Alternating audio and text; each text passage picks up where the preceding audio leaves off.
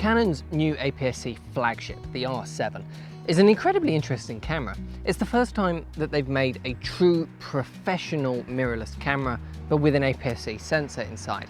And they're clearly positioning it as a bit of a wildlife photography powerhouse.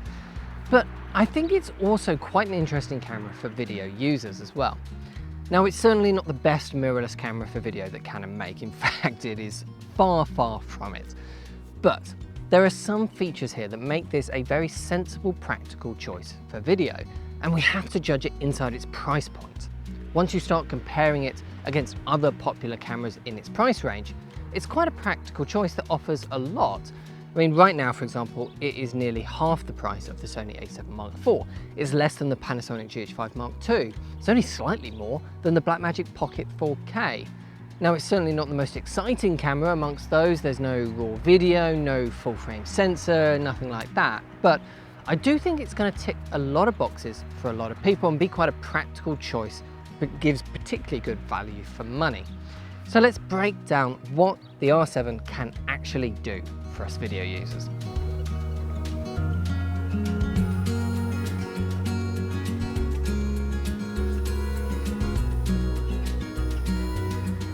The R7 can record 4K video in either 8-bit 420 H.264 files or 10-bit 422 H.265 when you have C-Log 3 recording enabled. In its regular 4K mode, you can get 25p or 50p in either Canon's Longop IPB format or the more compressed IPP version for smaller file sizes. There are two other 4K modes though, a 4K crop mode, which works out as a 1.8 times crop compared to the other modes in the camera, which of course, because they're APS-C, already have a 1.6 times crop when you compare it to full frame cameras. So by my maths, you'd be on a roughly 2.9 times crop over a full frame camera in that mode. So you're probably only really going to want to use this 4K crop mode when you need to punch in further than your lens will allow. Like, to be fair, I'm having to do quite a lot today with these birds. But perhaps more interesting overall for video work is the 4K fine mode, which is limited to only real-time 25p, but properly downsamples from the full 7K 32.5 megapixel sensor resolution. So this mode gives you the best image quality by far, with the most detail and the lowest noise floor. There's no record limit in the R7 anymore. The 30-minute video limit has finally gone, which is a relief. Overheating also seems to be very under control here. Now, Canon say that the 4K fine mode will record for about 30 minutes and the regular 4K or 4K crop modes have no limits. But we ran a quick test ourselves, recording in 4K fine in our showroom from one LPE6NH battery, and we got over an hour and 43 minutes of recording before it stopped. But it was actually the SD card filling up, a 128GB SD card, that stopped the recording. The camera was still showing half battery remaining and it hadn't overheated yet. Overheating warning has also been redesigned to give you much more info than you used to get on the R5 and R6. We also get some high frame rate modes beyond that 4K 50p. If you select high frame rate mode in the menus, the camera changes to 1080p at 100 frames per second and saves that as a quarter speed slow motion file, but with no audio. Perhaps the biggest drawback for me with these video specs is that there's no all-eye options here on this camera at all. All of the codecs use IPB Longop compression, which means they are smaller file sizes but harder for a computer to edit in real time. Now, I wouldn't expect RAW like the R5 or anything like that here, but the option of all-eye would have been really nice, even if it was only at 25p.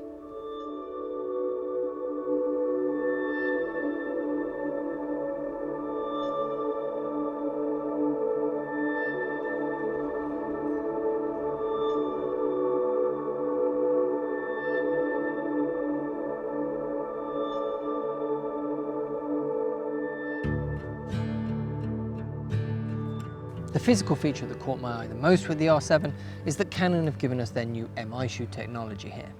Now, this was a bit of a surprise really, as it's something the R5 and R6 don't have.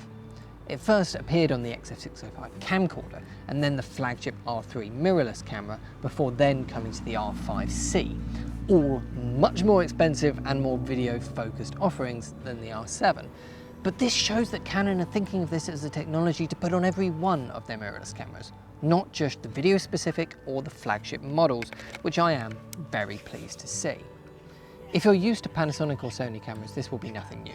It's a hot shoe, which you can connect an XLR adapter to in order to give your mirrorless camera XLR ports. Canon use this Tascam one, which works brilliantly, and if you're buying one of these to use for video work, this is a must-have accessory in my opinion. Physically, the rest of the camera ticks most other boxes that people will have as well. It has the RF mount on the front, which looks huge now on a camera with an APS-C size sensor in. There's now an autofocus switch next to the mount as well, which is very good to see, as some RF lenses don't actually have an autofocus switch on them anymore. Canon have launched 2 new RFS lenses as well with this camera, designed for its APS-C sensor, an 18 to 45mm f4.5 to 6.3 and an 18 to 150mm f3.5 to 6.3. Both are nice compact lenses, but I wouldn't really recommend them for professional video use. You can of course use their full frame RF lenses on the R7 plus EF lenses with one of their adapters, which I'll talk more about in a minute. The sensor itself is stabilised with 7 stops of IBIS. We get 2 SD card slots as well, both at UHS 2 speeds, and you'll only need V60 SD cards for this camera, so media costs will be nice and low. There's a flip out screen, which is always nice to have, and the basics when it comes to ports: a 3.5mm jack and a headphone port, USB-C and a micro HDMI port. It uses LPE6NH batteries, same as the R5 and R5C, so if you're using this as a B camera to one of those, that will be very convenient. As I mentioned earlier, we'll get over 1 hour and 40 from one of our LPE6 batteries, filming in 4K fine, and it was still saying the battery was half full. That's really quite impressive battery life for a mirrorless camera. The controls are perhaps the most controversial and unexpected part of the R7's design. The nice big control wheel around the set button that we're all used to from the 7D and 5D days, and the R5 still has been moved up here next to the viewfinder with a joystick in the middle of it. This is definitely splitting opinions for people. I think I quite like it, as I don't have to keep moving my thumb from that control wheel to the joystick, but it does take some getting used to. And I do wish that Canon had kept the dial that's normally at the top right of the camera. There's only 2 dials on the R7, and I would have really liked 3, considering that the R5 has 3, and this is the professional model in the APS-C lineup. As the R7 uses Canon's regular RF mount rather than some new variant of it or anything like that, we also get access to all of their adapters from EF to RF, all of which work perfectly here and give full autofocus control, which is just as good as using the EF lenses on a native EF body. Perhaps the most important adapter of the bunch is the drop-in filter one, which lets you put a variable ND filter behind the lens. Excellent, of course, for video work. But we've also had a lot of questions about the 0.71 times focal reducer that Canon designed for the C70. This effectively makes the R7 have the same field of view as a full frame camera. Right now though, this adapter isn't officially supported, and you get an error message when you turn the camera on. It works though, with autofocus as well, so hopefully Canon do officially support it in firmware soon. This physical R7 here, of course, is a pre-release model as well, so won't be on its final launch firmware. So there is a chance it will be supported at launch and added since this one was made, but to be honest, I don't think that's likely, but hopefully we'll see it in a future firmware.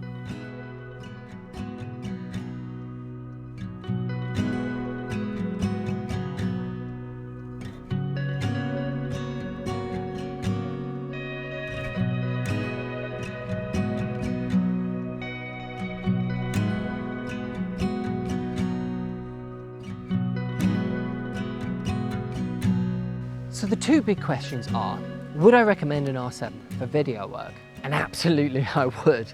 Sure, there's nothing here that's really going to set the industry alight with excitement, but it's a very practical and sensible video camera that I think offers excellent value for money. But the other question is, what kind of video user is going to end up using this? And that's a bit more complex.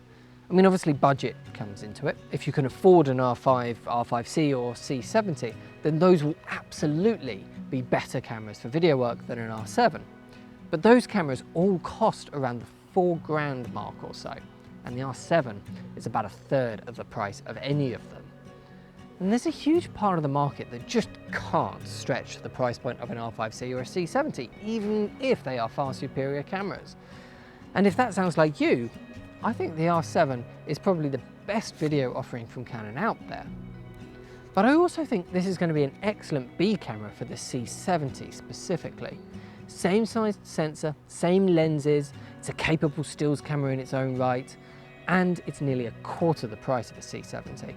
If you're just looking for that small camera to pair with your C70 for B-roll or a second camera in interviews, then the R7 is well worth a look. If you want to buy one of these for your own work, head over to proav.co.uk and let us know how you use the R7 yourself in the comment section down below. Thanks for watching, and I'll see you in the next one.